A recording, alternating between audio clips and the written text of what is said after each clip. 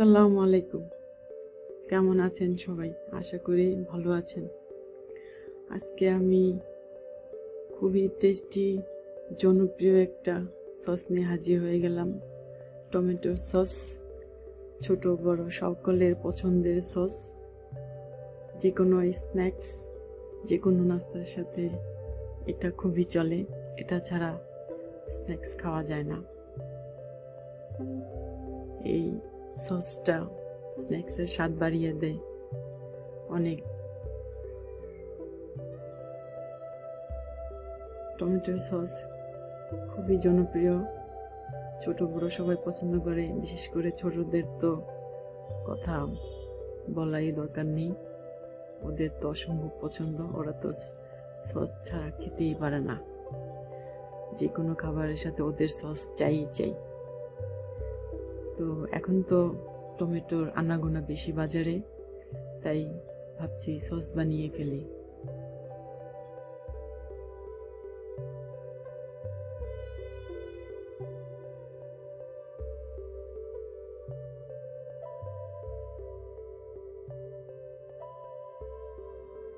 এখানে আমি 2 KG tomato নিয়েছি।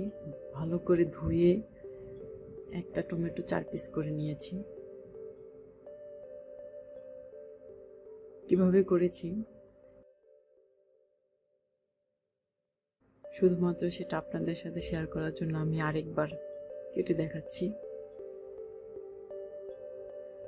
এটা তেমন কোনো ঝামেলা নেই,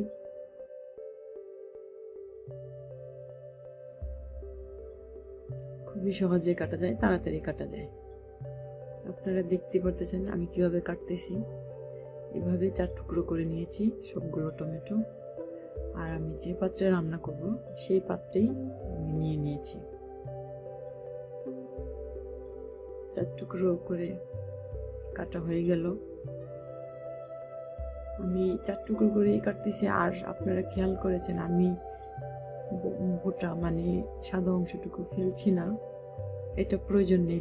ব্লেন্ড করলে কিছুই থাকবে না, তবুও আপনারা যদি চান এটা ফেলে দিতে পারেন। টমেটো কাটা শেষ, আমার টমেটো কাটা শেষ। এখন সব একত্রে করে সেদ্ধ করব। ভালো করে সিদ্ধ করতে হবে। লাল লাল টমেটো দেখতে খুবই সুন্দর লাগতেছে। অবশ্যই লাল টমেটো নিতে হবে, তা নাহলে সসের কালারটা ভালো আসবে না। সসের কালারটা ভালো আসার জন্য টমেটোগুলো বেস্ট হয় আমাদের দেশি টমেটোর চাইতে। এগুলো মিষ্টিও হয়। দেশি টমেটো একটু টক হয়, কিন্তু বিদেশি টমেটো মিষ্টি হয়। এখানে আমি 1 কাপ পানি দিয়ে দিলাম। পানি দিয়ে এখন এটাকে আমি সেদ্ধ করব। ঢাকনা দিয়ে দিলাম। ঢাকনা দিয়ে এটাকে আমি কিছুক্ষণ সেদ্ধ করব। এখানে আমি চুলার আঁচটা বাড়িয়ে দেব, পুরো হিটে দেব। কিছুক্ষণ রান্না করার পর মানে বলক যখন চলে আসবে তখন ঢাকনাটা খুলে দিয়ে একটু নেড়ে দেব। আমার টমেটো বলক চলে এসেছে। এখন একটা হাতা বা একটা আমরা কি বলি লাকুর দিয়ে এটাকে আমি নেড়ে দিচ্ছি। ভালোভাবে এটাকে আমি নেড়ে দিচ্ছি। যেগুলো উপরে উঠাচ্ছি, উপরে গুলা নিচে দেওয়ার চেষ্টা করতেছি।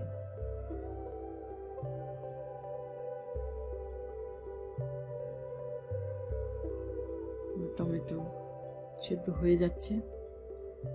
আর একটু অপেক্ষা করব, তাহলে পুরোপুরি সেদ্ধ হয়ে যাবে। সসটা বানানো খুবই সহজ, বাস একটু টেকনিক আর একটু সতর্কতা দরকার।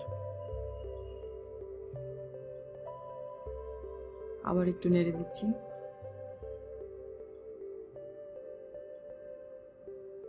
এক কাপ পানি দিয়েছি, কিন্তু কত পানি উঠেছে। সমস্যা নেই, পানিগুলো শুকিয়ে যাবে। আর অল্প একটু পানি তো অবশ্যই দরকার, কারণ ব্লেন্ড করার সময় পানিটা একটু হলে টেস্টটা খুব সুন্দর হয়। এখন আমি একটা পেঁয়াজ আর রসুন দিয়ে দিচ্ছি। রসুন আমি এই সাইজের 3টা রসুন আমি কেটে দিয়ে দিলাম। টমেটোর সসের মধ্যে এগুলা দেয়, দোকানের সসের মধ্যে এগুলা থাকে। আমি সসের লেভেলে দেখেছি, তাই আমিও দিয়ে দিলাম। দিয়ে একটু নেড়ে চেড়ে দিই। পেঁয়াজ আর রসুনটা একটু টমেটোর ভিতরে ঢুকিয়ে দিলাম যাতে সেদ্ধটা সুন্দর হয়, পেস্টটাও যেন ভালো হয়। টমেটো সেদ্ধ প্রায় শেষ। এখন এটাকে আমি ঠান্ডা করব। ঠান্ডা করে পুরোপুরি ঠান্ডা করতে হবে। পুরোপুরি ঠান্ডা করে তারপরে একে ব্লেন্ড করতে হবে। যখন রুম টেম্পারেচার চলে আসবে তখনই আমি এটাকে ব্লেন্ড করব। আমার টমেটো রান্না করা শেষ।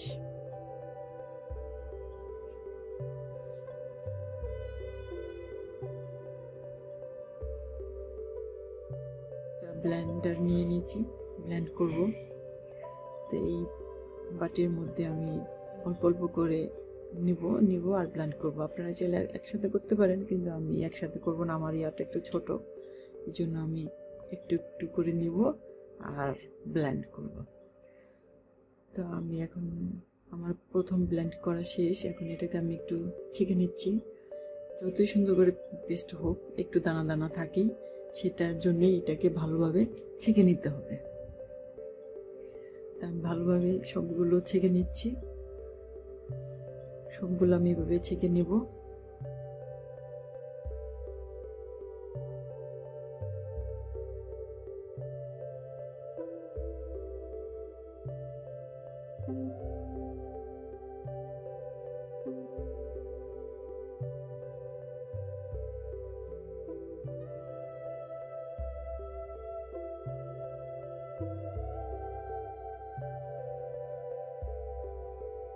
আমার ছেঁকে নেওয়া শেষ।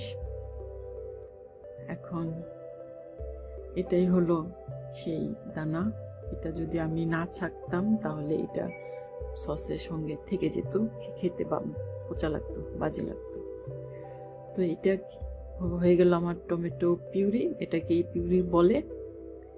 এই পিউরিটা আপনারা রেখে দিতে পারেন ডিপ ফ্রিজে, সারা বছর ইউজ করতে পারেন, যে কোনো রান্নার মধ্যে ইউজ করতে পারেন।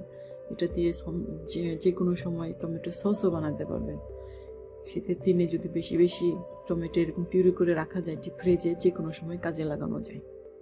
বাস রান্না করার আগে, ইউজ করার আগে একটু বের করে নিতে হবে। তো এটা দিয়ে আমি এখন সস বানাবো।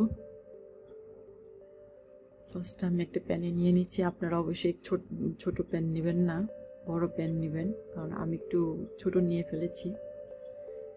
দেখুন, এখন এটার মধ্যে আমি 1 কাপ চিনি, 1 টেবিল চামচ শুকনো মরিচ আর 1 চা চামচ লবণ দিয়ে এটাকে আমি এখন রান্না করব। এটা আমি অনেকক্ষণ রান্না করব।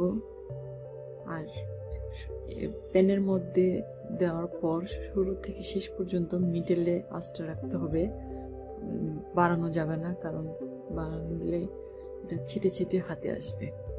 তো আমার কিছুক্ষণ রান্না হয়ে গেল। এখন আমি টেস্ট করতেছি আমার রান্নাটা কেমন হয়েছে, সসটা হয়েছে নাকি। তো হয়নি, গড়িয়ে পড়ে গেল, আপনারা দেখতে পারলেন। আমি একটু চেক করলাম, আমাকে আরেকটু রান্না করতে হবে। অবশ্যই রান্না করার সময় বারবার নাড়তে হবে।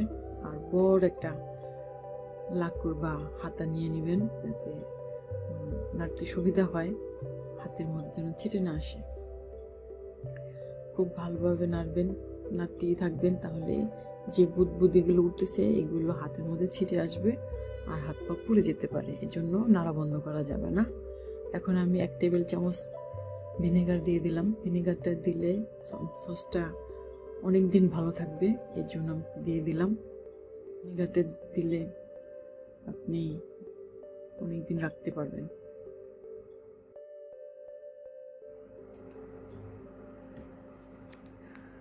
এখন আমি 1 টেবিল চামচ কর্নফ্লাওয়ার 1 টেবিল চামচ পানি দিয়ে গুলিয়ে দিয়ে দিলাম। 5 মিনিট কুক করব, এর বেশি করব না। আমার 5 মিনিট কুক করলে হয়ে যাবে। একটু নেড়ে চেড়ে ভালো করে মিক্স করে দিচ্ছি।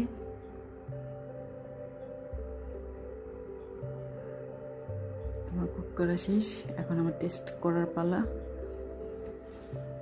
তা আমি টেস্ট করতেছি। আমার টমেটো সস একদম পারফেক্ট গড়িয়ে পড়ছে না, আপনারা দেখতেই পাচ্ছেন। Tomato sauce ready. Tomato sauce যখন একদম ঠান্ডা হয়ে যাবে, রুম টেম্পারেচার চলে আসবে, তখন একটা জার বা এয়ারটাইট যে কোনো বক্স বা বয়মে রাখা যাবে। যে কোনো এয়ারটাইট কোনো বোতল বা বক্সেই রাখেন না কেন, অবশ্যই ভালো করে ধুয়ে পরিষ্কার করে শুকিয়ে নিতে হবে, কোনো পানি যেন না থাকে। পানি থাকলেও নষ্ট হয়ে যাবে, বেশি দিন রাখা যাবে না। তা আমার টমেটো সস রেডি। এটা আর একটু শুকালে টমেটো কেচাপ হয়ে যেত। তা আমি টমেটো সস বানিয়ে ফেললাম। এখন এটাকে আমি একটা বয়মের মধ্যে ভরছি, এটাকে আমি রাখবো। নর্মালে এটাকে আমি 2 সপ্তাহ ভালো রাখতে পারবো। আর যদি আমি আর বেশি চাই বা আপনারা বেশি চান, তাহলে আবার 4 থেকে 5 মাস ভালো রাখতে পারবেন যদি নর্মাল ফ্রিজে রাখেন। আরও বেশি দিন যদি রাখতে চান, তাহলে অবশ্যই ডিপ ফ্রিজে রাখতে হবে।